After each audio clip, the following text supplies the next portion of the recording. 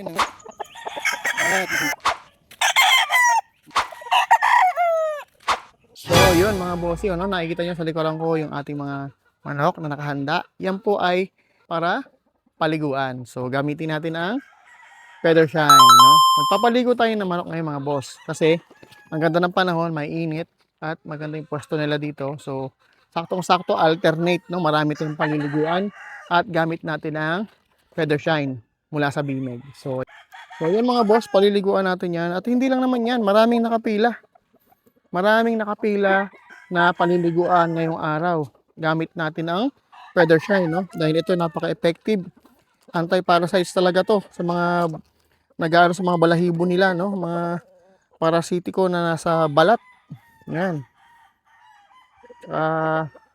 Napakainang gamitin yan, mabango pa, no? Feather shine, shampoo with conditioner yan mga bossy.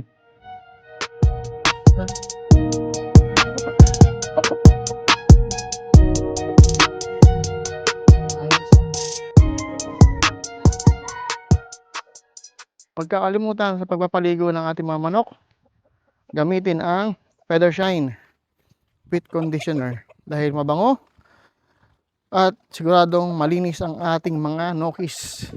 Walang mga parasites at healthy. Hindi sila naaagawan ng nutrisyon. Gamitin natin ang Bimeg feather shine.